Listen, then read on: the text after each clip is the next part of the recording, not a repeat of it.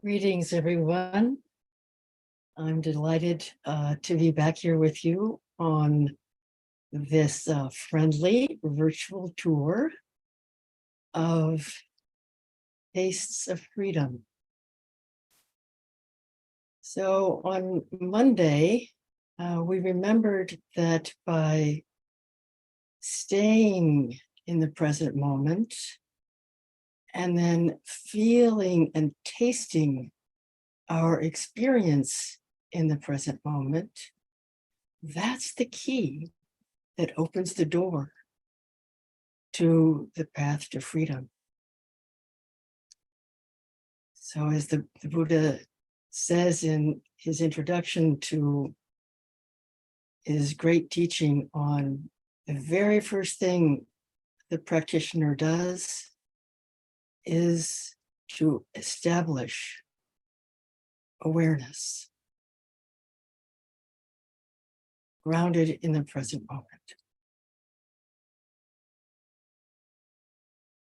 So, with that, we have the ability to discern which way we want to go when the present moment is offering us something that may be tempting but unwholesome, or something maybe less seductive but more wholesome.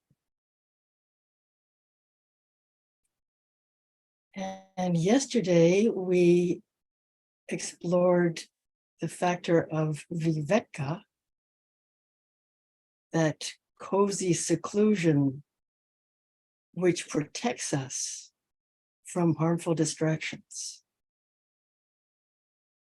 and gives us the power to avoid these three poisons of greed, hate, and delusion, and it's wholesome. So yesterday I talked about, leaving our responsibilities and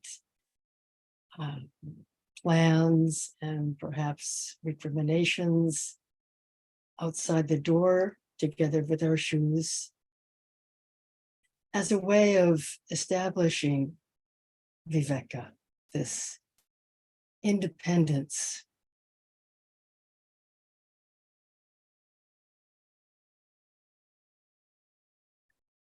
And today we'll look at viraga, usually translated as dispassion. And this is born of the seclusion of viveka. The seclusion is like, we're wearing a white cloth that keeps us pure, or that it has the magic qualities of being able to deflect arrows or evil.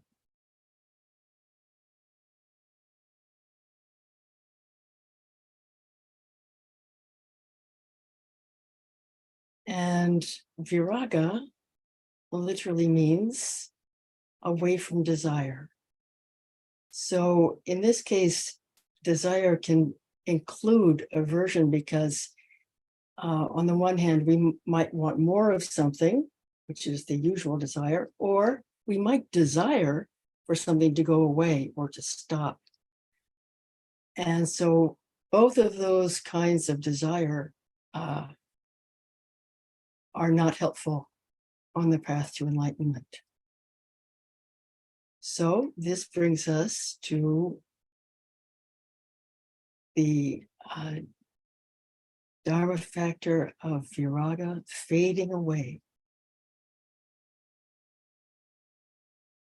So to begin, take your meditation posture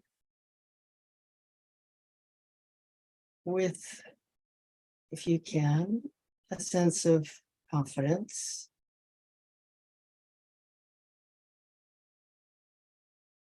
Maybe some determination to stay here to the extent possible, in the present moment, knowing that when the mind becomes distracted, the wise thing to do is to not go there and to come back to the breath.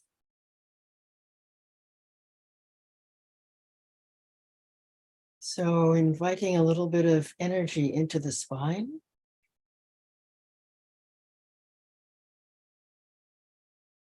And letting gravity do the rest. Feeling, if you can, the gravity of the earth, which is holding you very securely in place as our planet hurtles around the sun. Gravity is something we can trust. Sitting and being here with whatever arises is also something we can trust.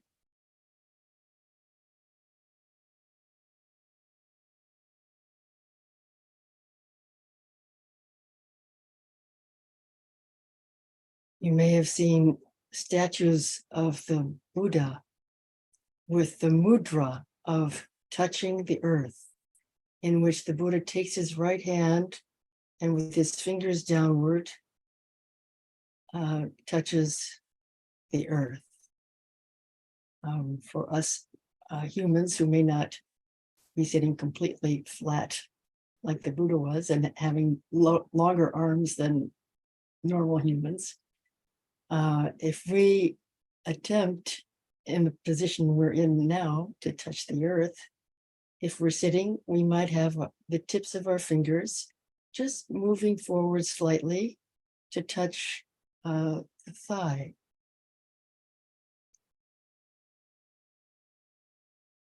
So imagine touching the earth. And when the Buddha touched the earth, that was his response to Mara.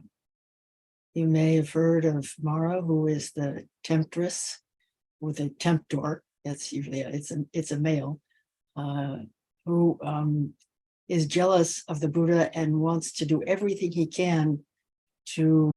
And so when the Buddha was about to become enlightened, Mara started firing all kinds of, Mara's a god, he has supernatural powers, but he's not, a good guy that wants us to remain deluded.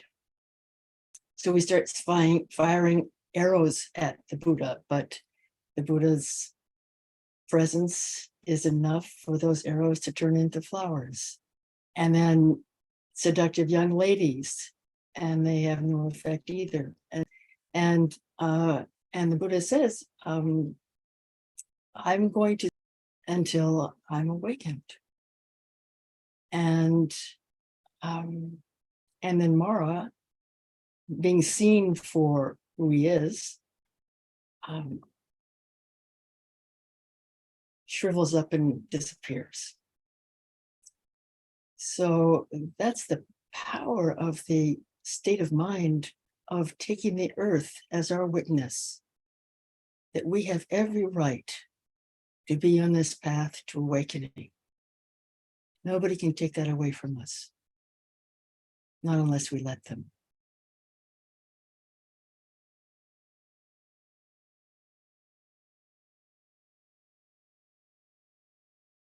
So take a deep breath, but first of all, close the eyes, trusting that you're going to be okay. The eyes closed. And take a deep, slow, full breath on the inhale and then on the exhale.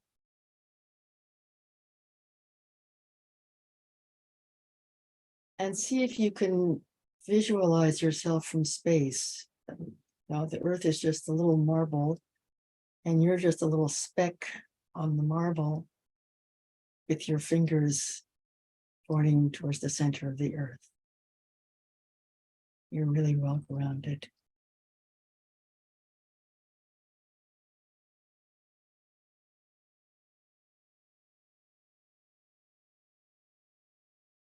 And now we'll do a brief scan from the feet to the crown of the head. And today I'd like to invite you to do that scan with a feeling of metta. Metta is the unconditional friendliness of greeting each moment as a friend. So during this body scan, we will greet and touch with our awareness each part of the body that we place our awareness in with this warm, loving feeling of friendship and appreciation. So glad you're here, feet, so that I may walk. Or so glad that you're here, belly, etc. Rejoicing in being alive. So let the attention come down to the soles of the feet and open your heart to the soles of your feet with love. And take that love and bring it up your legs and bring it through your pelvis. Taking a moment to shower everything in the belly with friendliness and acceptance. And now invite that shower of loving awareness up into the heart center. Again, recognizing that however we feel, it's okay, because that's what our experience is right now. And then the lovely feeling of warmth, let it travel up to the shoulders. Maybe it will encourage you to release the shoulders a little bit downward. And then pouring deliciously down through the arms and into the hands, including the hand that is touching the earth.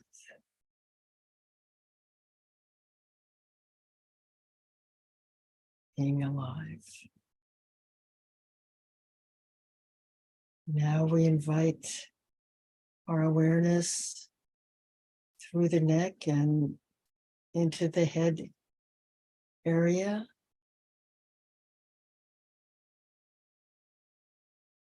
Softening the jaw. Maybe inviting a gentle smile.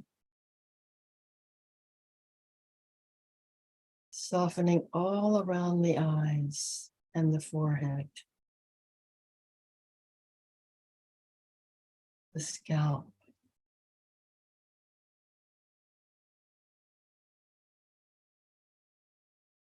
And now letting our awareness radiate throughout the whole body, from the soles of the feet to the top of the head.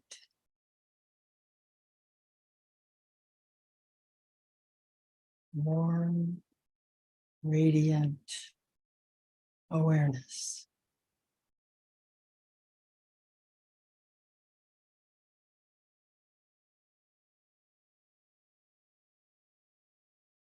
And if you are so inclined, I invite you to take a vow that if the mind should wish to go off on a thought tangent, sometimes we call these thought trains, or pleasure boats.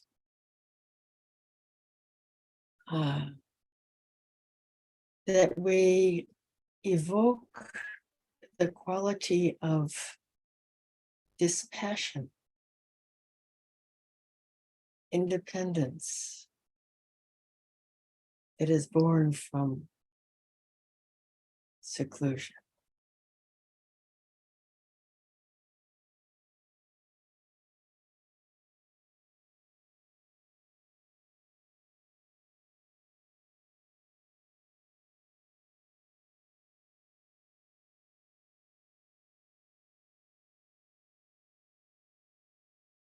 And when the mind, and I don't say if, I say when, because this is what minds do,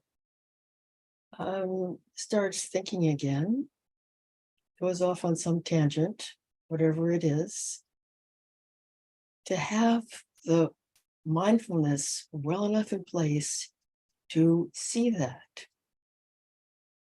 And when you see that temptation to go off on a trip somewhere,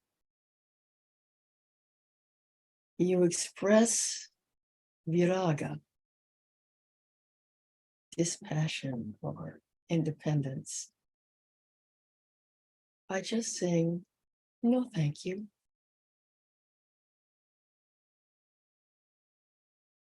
And come back to your meditation object, whatever that may be.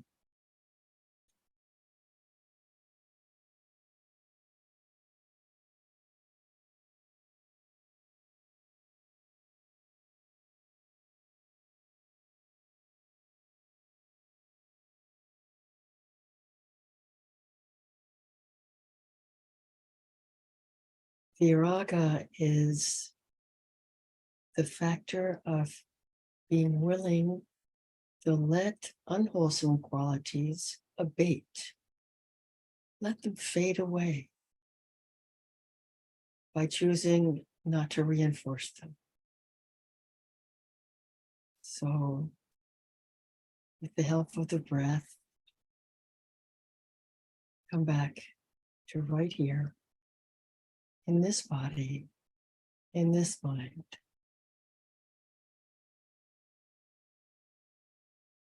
Keep practicing like this.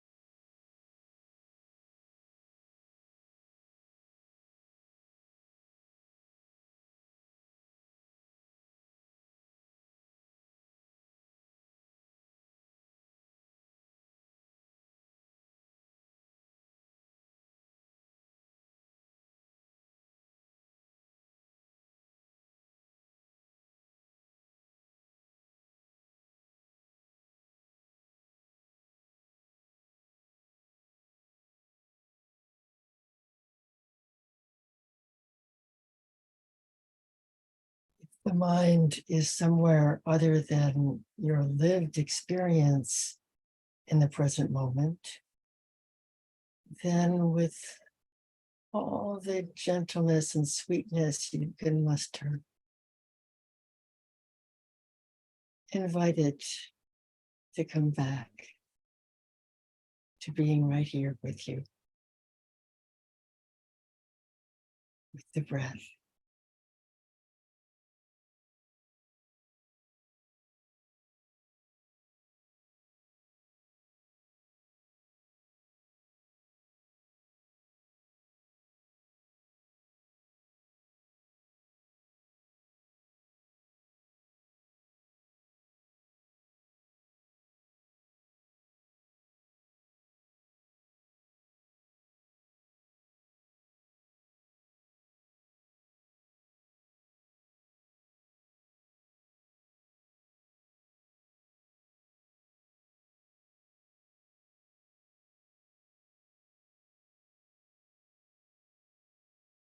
And for the last few minutes of this sitting, if you've had even the briefest tastes of fading away, of temptations, know how healthy this is. Let yourself appreciate the goodness of letting all those distractions abate, even if it's only for a second.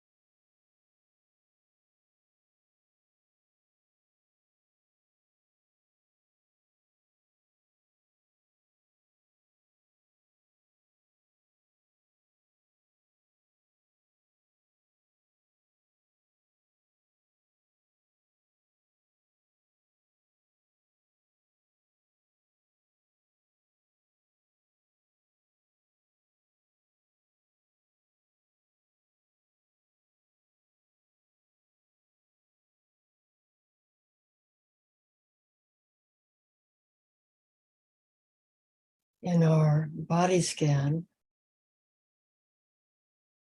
we invited getting in touch with the different areas of our body by showering them with loving kindness. So now, if you are so inclined, the invitation is to take that loving awareness and radiate it out in all directions, just radiating the goodness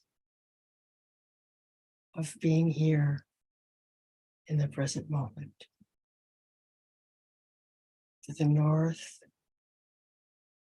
the east, the south, the west, above and below.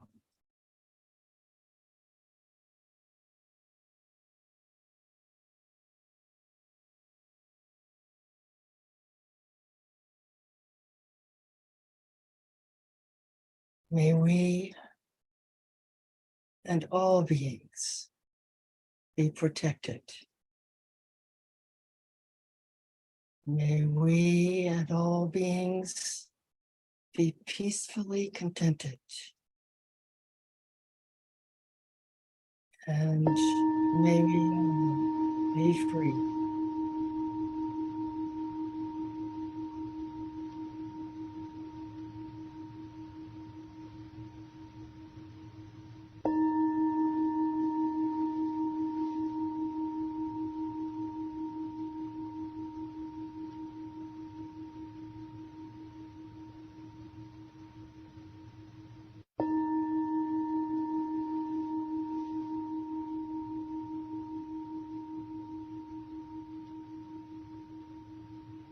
Thank you for your practice.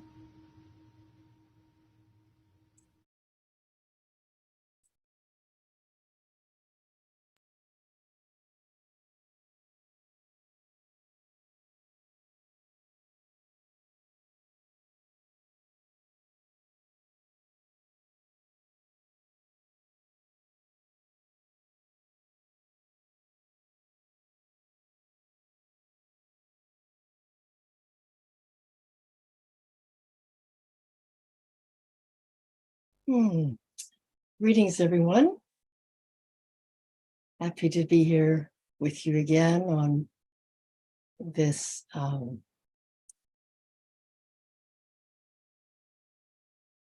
bus tour of Tastes of Freedom.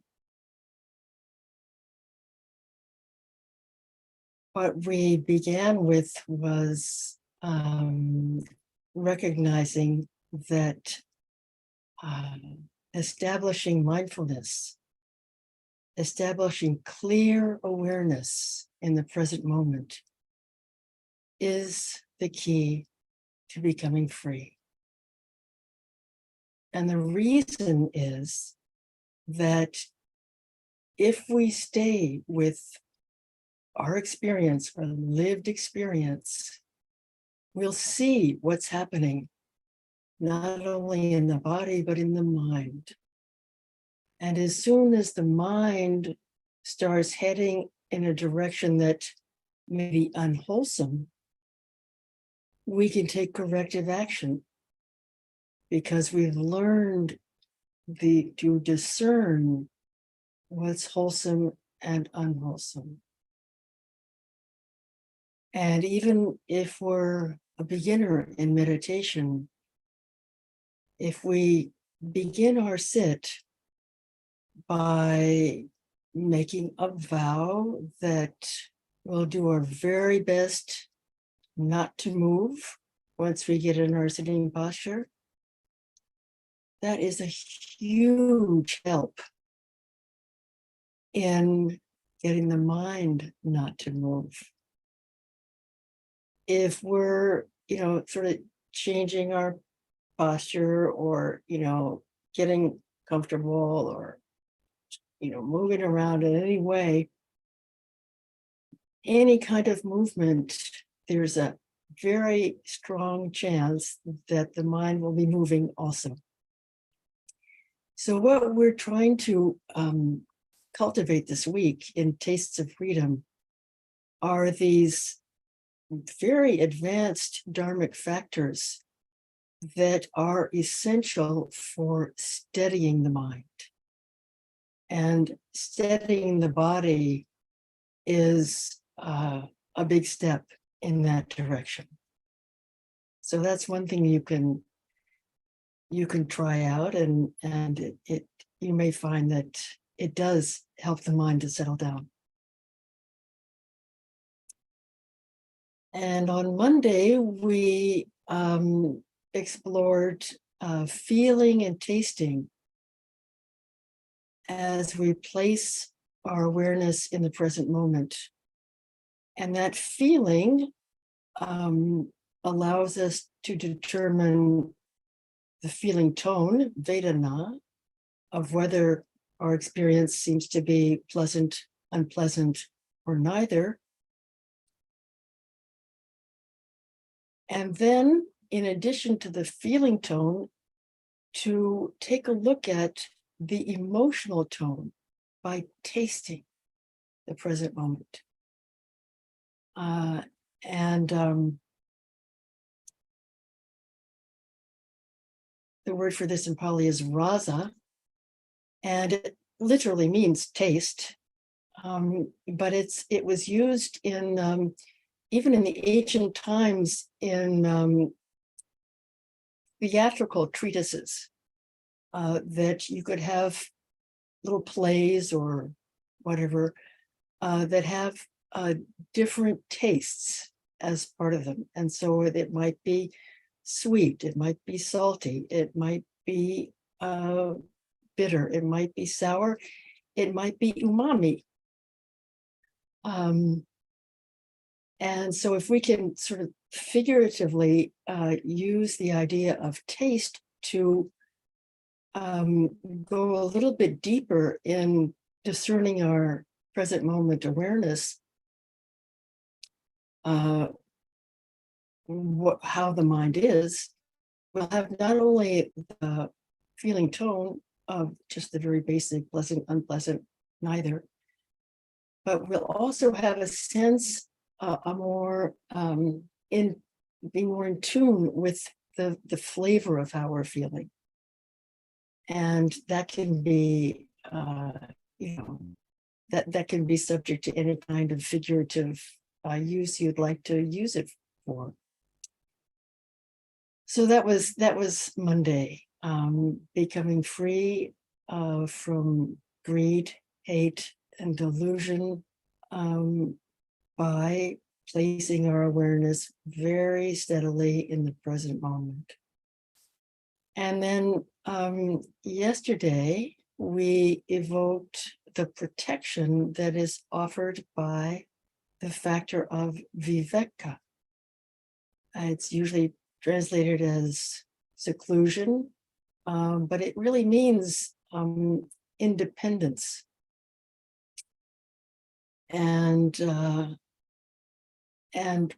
what it means in terms of meditation is being secluded from unwholesome habits. So if we have, a habit of, it's getting to be breakfast time and we start thinking about what we're going to have for breakfast, that's taking us away from our meditation of being right here. And so when we see that we're tending to go off on some kind of a track of distraction, then that's a door opener too, because it gives us the choice to say no thank you and to come back.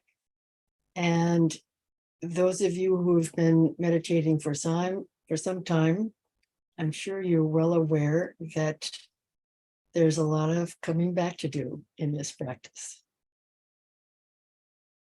And you just got to be patient with it and keep coming back. And little by little, you'll start to get it. The mind will start to realize that it's okay to stay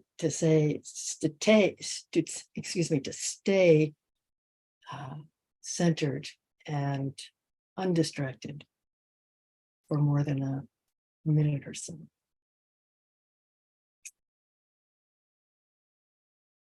And today, I'd like to introduce to you the next factor, which is called viraga in Pali, and it literally means away from desire. So V is away from, and then raga is desire, and it also means dye, like the dye for changing the color of a cloth. So away from the dye, the cloth being washed repeatedly and out in the sunlight drying, the color gradually fades away. And in the same way, as we practice cultivating seclusion, like not getting so tempted by distractions of the mind, we get more and more adept at having moments of viraga, this independence takes the form of being comfortable with letting things abate. You say, okay, here we go again, another thought train. And then with the decision to just like, okay, let's just let them slow down and go away. So, so that's dispassion. And I do have a passion for etymology in English and in French and in Pali. And so I am going to take us on a little detour. And I'd like to talk about rumination. And so I went to the great gospel of Wikipedia, and rumination comes from the Latin ruminare, and ruminare means to chew again. And there's a whole group of mammals, hoofed mammals, that are ruminants. And what do? So ruminants are hoofed herbivores, grazing or browsing, mammals that are able to acquire nutrients from plant-based foods by fermenting it in the specialized stomach prior to digestion through microbial actions. The process typically requires the fermented cud to be regurgitated and chewed again. And so rumination is the process of re-chewing the cud to further break down plant matter and stimulate digestion. So there's the same thing is happening in our minds when we ruminate. It's maybe not quite as gross as regurgitating the contents of our stomach, but there is now there's been an article recently in the American Psychiatric Association that is about the cycle of repetitive thinking and how it is that gives birth to anxiety and depression. And as I shared with you last February, I'm kind of an expert in pathology of anxiety and depression.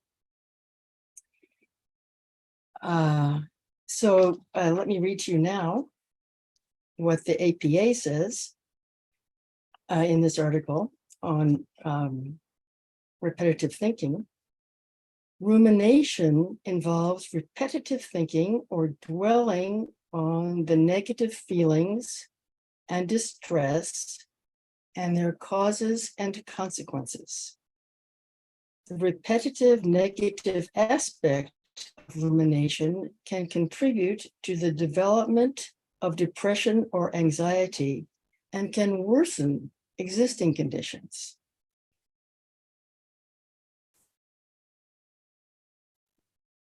So, viraga is about, when you're tempted to chew your cud, like go into the past and relive the past and have that argument again, or how you could have done that better, or what they did wrong, or going into the future, planning what's going to come next, because, you've got to be perfect, right?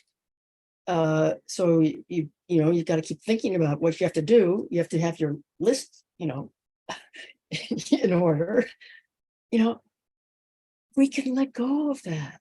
We can let go of all of that. It can abate. It can fade away. Just like when a stained cloth is washed and put out in the sun to dry, the stain can go away. The stain of greed, hate, and delusion.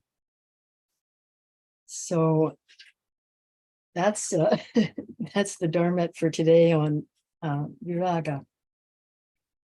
So if you'd like a little homework assignment for the next 24 hours, if you see the mind wanting to go down some unskillful track, that you pause and very sweetly invite it to just gently fade away. Thanks, but no thanks. I'll stay right here. Hey, thank you for the teaching, Meg. So we'll take some time here to see if anyone has any questions that they'd like to ask. You can either put it into the Zoom chat or raise your hand and we'll ask you to unmute.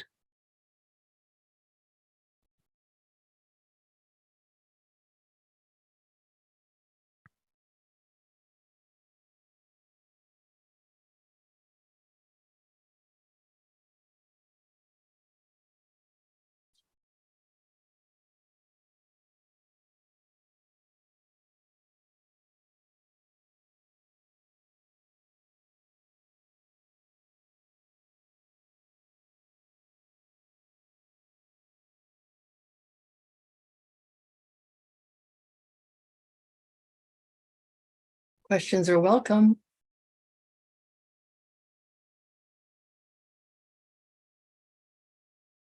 Or comments or complaints.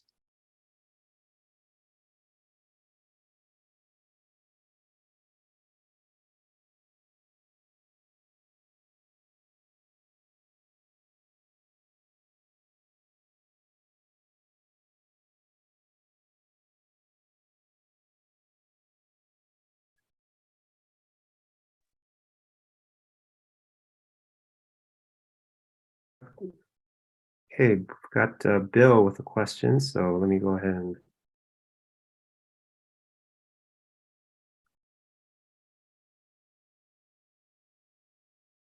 Thank you, Bill. hey, Bill, you can go ahead and come on, unmute yourself. Okay, now I can do it. No questions. Just thank you for the kind of reminder I need most to just gently come back and let go of those pesky determined thoughts that aren't helpful. That's really all. Thank you, Meg. Sure, my pleasure. And then next we've got Layla. Go ahead and come off mute. Meg, I wanted to say I'm so glad to see you back because I had missed seeing you in the chat. And every once in a while I would ask someone, does anyone know how Meg is? Where's Meg? So it's lovely to just feel you in the community. And thank you for sharing your deep experience and your practice. I really appreciate it. Thank you so much for sharing that. You know, I disappeared because I was so overwhelmed that I was making myself sick. You know, I just needed to do less, and so I had to drop it for a while. And anyway, I'm glad to be back too. Okay, Pat.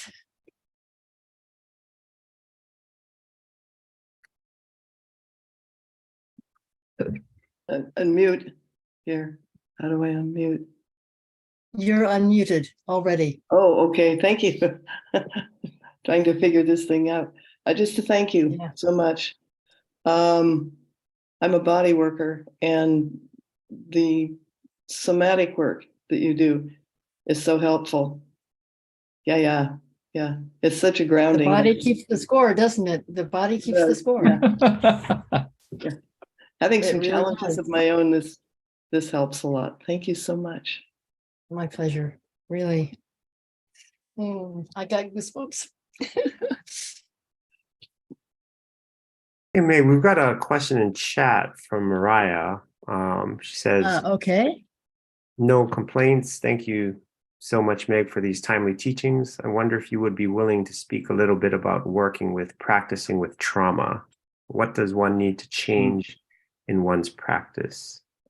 Oh, thank you, Mariah. That's a beautiful question. Well, most trauma survivors like myself need to go through very, very extensive and deep psychotherapy, psychoanalysis, or as Pat was talking about, things like sensory experiencing, the bodily approaches to letting go of trauma. So that's kind of the truth for most of us. But that's not enough for where we want to go as Buddhist practitioners. We're not satisfied with just being okay with trauma. So we go from being a trauma victim, eventually becoming a trauma survivor. And in my case, what I had to do to make that shift was to really dig down deep in my soul and my heart to forgive my parents for harming me. And that required, on my part, finally seeing that they had done the best they could. And their best was really not very good at all for a child, especially an eldest child who was the designated family scapegoat. But that's the best they could do, So I also went to a really nice retreat at Spirit Rock a long time ago with Joanna Macy, and she had us in a circle where we evoked our ancestors. And, realizing that my parents' childhood was undoubtedly more difficult than mine. And that the trauma can be hereditary. It can be, or the abusive behavior can be hereditary, because we don't know any better, but also because, as the guy from San Quentin says, the hurt. So if we've been hurt, sometimes the reaction to that is to go out and hurt other people. So, and then he also says, but the healed heal. So this is, the beautiful motivation of letting go of our trauma. So the letting go, like all the kinds of letting go that we're doing in this practice, is progressive, and it's not overnight, and it has its ups and downs, and it may take decades, but it is happening. And if we look back, we can see progress. So Gil has helped me a lot. Also, at one point, he doesn't usually give you devastating assignments, only if he thinks you're ready for it. But at one point, he said to me, Meg, it's great that you're no longer a trauma survivor, you're just a trauma victim. Now you're a trauma survivor. But why don't you just forget about being a trauma anything? You don't have to relate yourself to PTSD. It doesn't have to be part of your identity. So that was a kind teaching that he gave me. And I won't go into the the one that tore me apart, but fortunately I came back together again.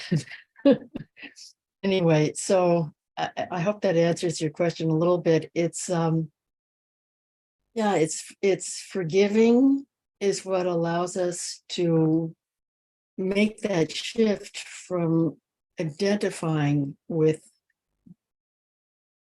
having had a traumatic experience. And in the same, I have a friend who's a beautiful meditation teacher, Francisco, and his experience with trauma was not because he was abused as a child. He was in a devastating car accident and just was, in pieces afterwards, and just constant extreme pain day and night.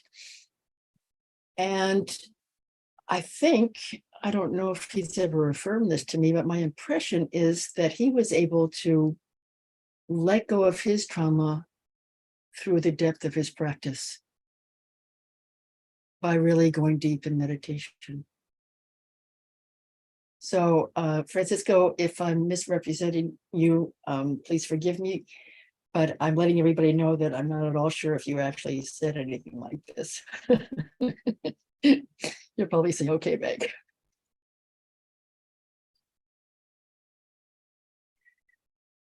Okay, thank you, Meg. And Marlene asks, is it really enough to simply keep returning to the Dharma?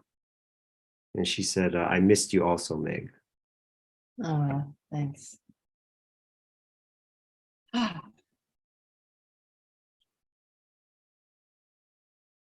It's nourishing to teach also. I remember I taught last June, almost a year ago, I think it was. And afterwards, I was just blown away because I had so much to learn from my own teachings.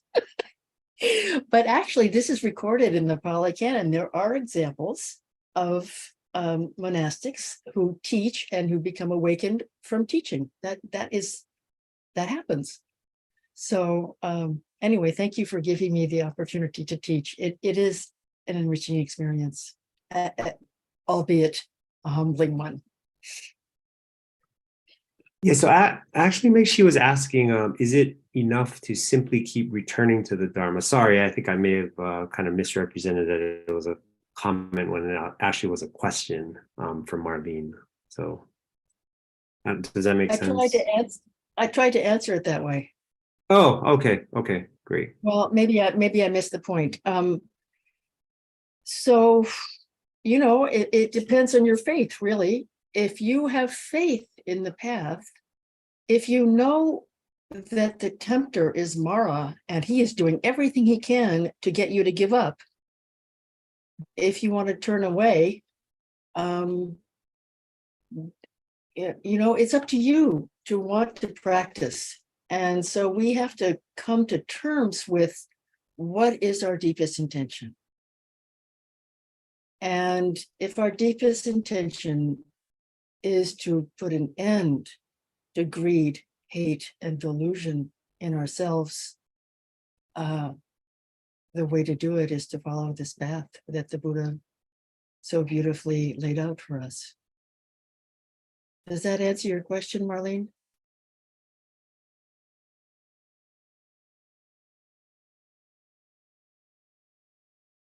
Okay. I'm not sure if she said anything in chat, but I think that's Anyway, Kevin, thanks for asking again, and thanks for pushing me on it. I appreciate that. yeah, no problem. So Robin also asks, and let me know if you're kind of like on a, if you're running I'm out here. of time. I'm Robin fine. asks, she says, "Hi Meg, thank you." And then she asks, "The ruminative type thoughts seem to be serving some purpose, as in solving a type of problem. It seems that one both has to let those thoughts go or encourage their not reappearing, but also to find underlying issue and let that go. Is there anything in this way of thinking?" Thank you, Robin. Great question, Robin. I'm reminded, and by the way, during this week, I'm borrowing a lot from Gil. I had the good fortune to be on a 2-week retreat with him in May. But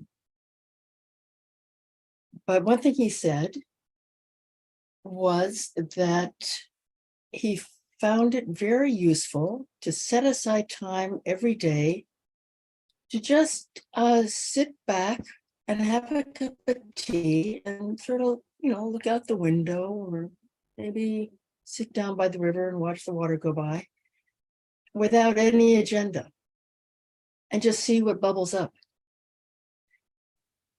And that having a practice of doing that on a daily basis gave him the latitude to let things like what you're saying, that these rumination types of thoughts, they might be serving some good function.